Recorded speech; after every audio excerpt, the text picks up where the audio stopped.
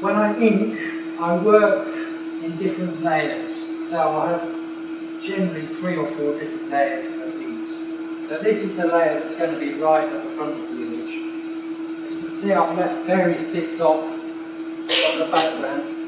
The figure that's sitting inside the helmet here, for instance, I've left off because that's going to be on the next layer of inks, because I want to put an effect in front of that which makes it look as though they're sitting behind glass.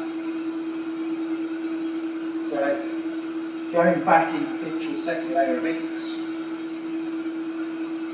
Here, for instance, I want to put some sort of steam and smoke effects in front of the figure, just to recede it a bit from the foreground.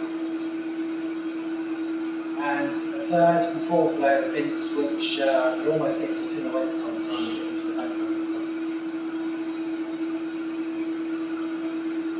This isn't the same page, this is from the earlier script. I've already had this prepared, so this is basically how I go about colouring it once it's exported into Photoshop. So this is the front layer of inks. And if you imagine it as a sort of stack of paper, you've got your ink layer at the top.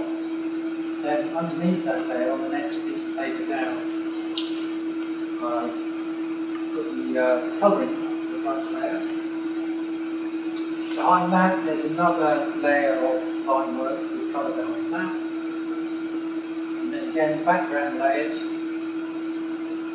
So we've got 4 layers of inks basically. Once you've done that, in between the layers of inks, you can actually start using different lighting effects.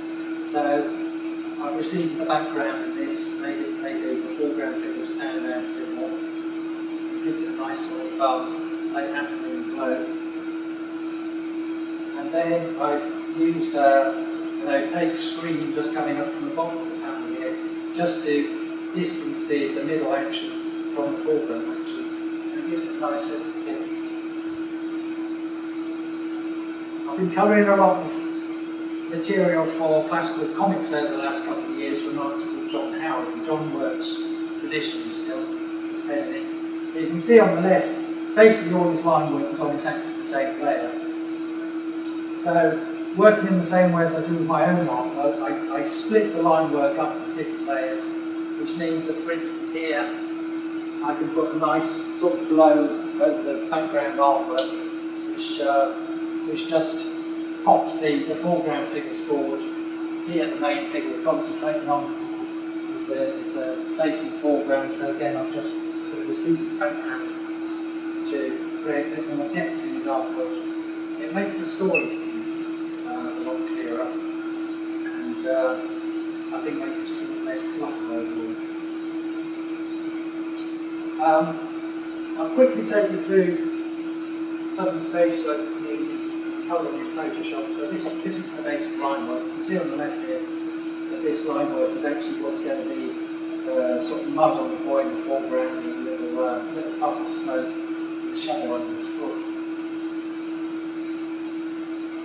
So what we've got here is a layer of colour which is behind the background line, which is the dinosaur. And then the foreground line, the boy, is again the second layer behind which we can place colour. These used to be the 2 major tools that we use, which is the lasso and the magic wand to actually select different areas of the picture for applying the colour.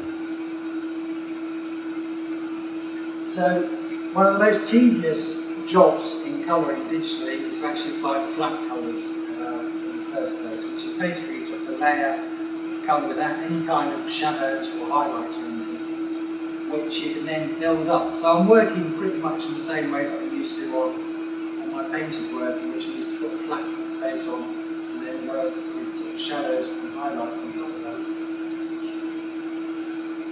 So what I do is I roughly lasso the area I want to, and then I can deselect various areas to actually, in this case, I'm colouring the claws of the dinosaur. So I've got rid of all the surrounding areas that I don't want to colour with a particular colour.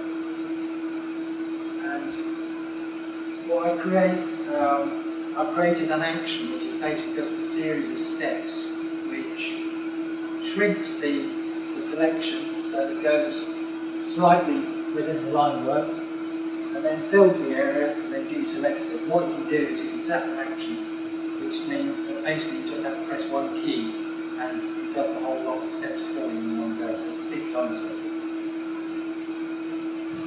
Once that's done, if you switch on preserve transparency for this claw layer, which is on a different layer, it means that you can work within the colour, you can change the colour. Even though I've selected this, I've selected a bit outside the colour that I'm working with, but because I've switched on this preserve transparency option, it means that what you do only affects that colour and that layer. Again, I finished it off with a bit more underlighting, just to get some more. I also like to apply some texture to my work. I spent ages working on Sonic, trying to get rid of the texture and trying to retrieve flat colours, and now working digitally, I'm actually trying to put the texture back in. So you can't really win. So what I have is I have a bunch of different textures that I've created, which are in a sort of library, which I can then drag over, and I can select the area that the colour fills and send the texture to a different layer. And then you have all these different options. You can change the opacity of it, what kind of way it reacts to the bottom layer.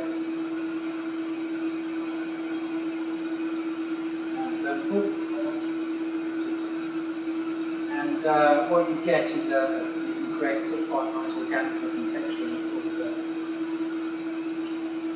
I also use some effects. For instance, I put sort of this is supposed to be sort of manga style illustration, so I've created this sort of burst of colour which I've placed behind the dinosaur.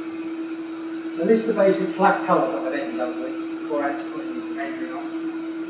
Again, remember the boy and the dinosaur on different layers. And this is the final rendered version, so you can see that in front of the dinosaur I've just put a little sort of spray of dust which brings the boy